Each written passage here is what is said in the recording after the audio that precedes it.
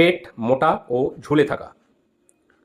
পেট নিচের দিকে ঢলে পড়ে থাকে, দাঁড়ালে ঝুলে পড়ে, তল পেটে কাপড় টাইট লাগে, পেটের ভারে অনেকের কোমরে ব্যথা করে। লক্ষণভিত্তিক হোমিওপ্যাথিক ঔষধ। 1 নাম্বার সিপিয়া, SEPIA, সিপিয়া। লক্ষণগুলো দেখুন, গর্ভধারণ বা প্রসবের পর পেট ঝুলে যায়, পেটের পেলভিক অঞ্চলের ঢিলে ভাব, কোমরের ব্যথাসহ নিচের দিকে টান, মানসিকভাবে বিষণ্ণতা ও অবশ ভাব। মানসিকভাবে বিষণ্ণতা ও অবসাদ থাকে রোগীর মধ্যে। তারপরে রোগীর রাগ বেশি, রাগলে কেউ যদি বোঝায় তাহলে বুঝতে চায় না, পরে নিজে থেকে বোঝে। তারপরে 2 নম্বর ওষুধটি দেখুন, ক্যালকেরিয়া কার। ক্যালকেরিয়া কার, এই ওষুধটি কখন দেওয়া যাবে না, রোগী কী হবে, শরীর হবে থলথলে ফর্সা, অতিরিক্ত ঘাম, বিশেষ করে মাথা ও মুখমণ্ডলে বেশি ঘাম হয়, রোগী শীতকাতর কিন্তু গরম সহ্য হয় না। ক্যালকেরিয়া কার ওষুধটির রোগীর মধ্যে এটা একটা বিশেষ লক্ষণ, রোগী কিন্তু শীতকাতর, শীত সহ্য করতে পারে না কিন্তু আবার গরমও সহ্য করতে পারে না, মুখমণ্ডলে মাথায় খুব ঘাম হয়। আচ্ছা, রোগী শারীরিক ও মানসিকভাবে একটু অলস প্রকৃতির হয়। আচ্ছা, অনেক রোগীর মধ্যে পায়খানা শক্ত হতে পারে, পেটের চারিদিকে চর্বি জমে থাকে। এ গেল 2 নাম্বার ওষুধ।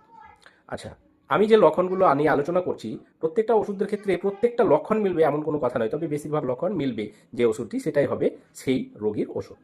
আচ্ছা, 3 নাম্বার ওষুধ হলো গ্রাফাইটিস। এটি কখন কোন রোগীকে দেওয়া যায় না, দেখবেন রোগী হচ্ছে একটু মোটাসোটা, তবে থলথলে নয়। মানে রোগী দেখুন, এর আগে ক্যালকেরিয়া কার 2 নম্বর ওষুধটির জন্য বললাম রোগী মোটাসোটা, থলথলে চেহারা, ফর্সা। এখানে কিন্তু গ্রাফাইটিসের রোগী মোটাসোটা তো হয়, তবে চেহারাটা থলথলে নয়, বেশ শক্তপোক্ত টাইট শরীর হয়, ত্বক শুষ্ক হয়, ফাটা ফাটা হতে পারে। তারপরে পেটের চামড়ায় কি হয়, ভাঁজ পড়ে, ধীর স্বভাব মহিলা, সন্তান প্রসবের পর স্থূলতা। তাহলে এই ধরনের লক্ষণগুলো থাকলে, যে রোগীর মধ্যে এই লক্ষণগুলো থাকবে, তার সে যদি একটু মোটাসোটা হয় বা থলথলে না হয়, বেশ টাইট ফিট মাংসপেশি কিন্তু মোটাসোটা, আর ত্বক হয় শুষ্ক শুষ্ক, একটু ফাটা ভাব থাকতে পারে, সেক্ষেত্রে এই রোগীকে গ্রাফাইটিস দেওয়া যেতে পারে। আমি বলবো একটু পরে ওষুধগুলো আলোচনা করে নিই, তারপরে বলবো যে কোন ওষুধটা কোন পাওয়ারে খেতে হবে, কিভাবে খেতে হবে। আচ্ছা, এবার আমরা আসি 4 নম্বর ওষুধটি। 4 নম্বর ওষুধটি দেখুন, লাইকোপোডিয়াম। লাইকোপোডিয়াম, এটি বানানটা একটু ভুল হয়েছে, লাইকোপোডিয়াম, এম হবে এটা। তো লাইকোপোডিয়াম, এই লাইকোপোডিয়াম ওষুধটি কখন দেওয়া যাবে, দেখবেন পেটে চর্বি আছে, পেট ফাঁপে ও গ্যাসের সমস্যা, বিশেষ করে বৈকাল 4টে থেকে রাত 8টা পর্যন্ত সমস্যা বাড়ে। অর্থাৎ লাইকোপোডিয়ামের রোগী পেট কিন্তু ফাঁপবে, বিশেষ করে উপর পেট, আর গ্যাসের সমস্যা হয়, বিশেষ করে বৈকাল 4টা থেকে রাত 8টা পর্যন্ত এই সমস্যাটা বাড়ে। তারপরে খিদে পায়, কিন্তু একটু খাবার খেলে আর খেতে পারে না, মনে হয় যে কত খাবার খাবো, কিন্তু যখনই খেতে বসে 2-4 বার খাওয়া হলো, একটু একটু খেলো কিনা, তখন খাবার খাওয়ার যে অনুভূতি সেটা কিন্তু মিটে যায়। এটা একটা লাইকোপোডিয়ামের রোগীর বিশেষ একটা লক্ষণ বলা যায়। তারপরে রোগীর আত্মবিশ্বাসের অভাব, কিন্তু অন্যদের উপর নিয়ন্ত্রণ রাখতে চায়। রোগী নিজের ভেতরে কিন্তু আত্মবিশ্বাস কম, কিন্তু ও বাইরে শো করে যে হ্যাঁ, রোগী খুব আত্মবিশ্বাসী, এবং অন্যান্য যারা আশপাশে, যারা তার আশপাশে থাকে তাদেরকে নিয়ন্ত্রণে রাখতে চায়, পছন্দ করে। তারপরে মিষ্টি ও গরম খাবার খেতে পছন্দ লাইকোপোডিয়ামের রোগী। এ গেল লাইকোপোডিয়াম।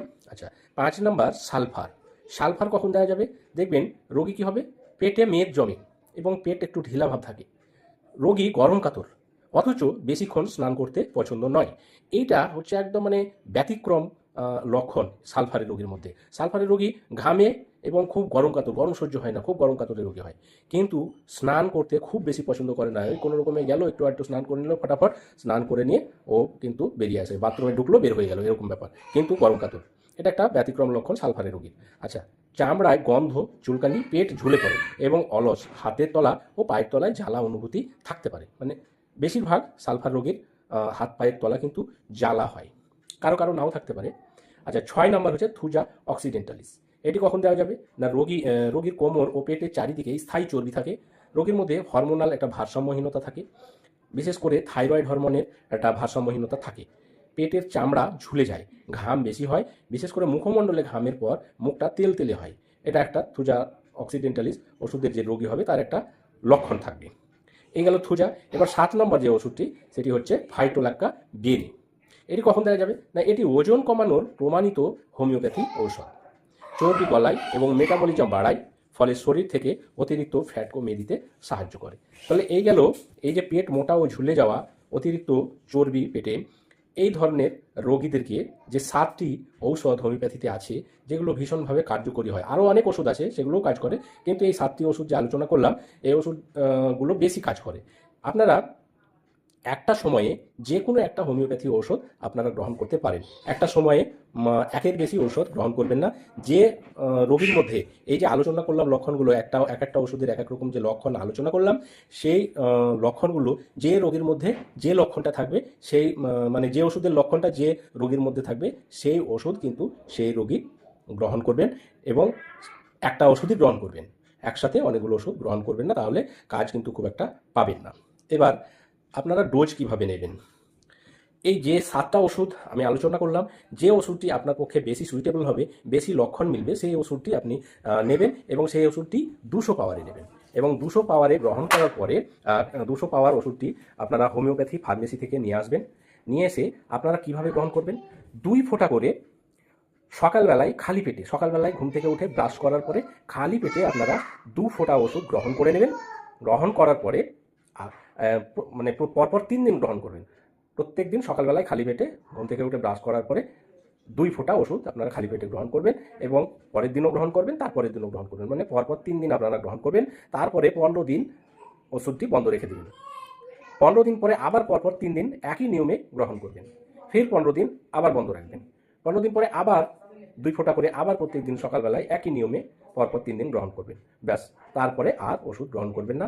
আপনারা দেখবেন আপনাদের যে পেটে অতিরিক্ত চর্বি জমা হয়েছে, যে কোনো কারণেই হোক, আপনারা ধীরে ধীরে ধীরে কিন্তু একটা শরীর থেকে এক্সট্রা যেটা মেন সেটা কিন্তু ঝরে যাবে। আচ্ছা, এই ওষুধের সঙ্গে সঙ্গে আপনারা কিন্তু খাবার দাবার একটু মেনটেন করবেন, সময়ে খাবার খাবেন এবং পর্যাপ্ত জল গ্রহণ করবেন। তারপরে অতিরিক্ত ঝাল মশলা, তেল এগুলো বর্জন করবেন। ধন্যবাদ।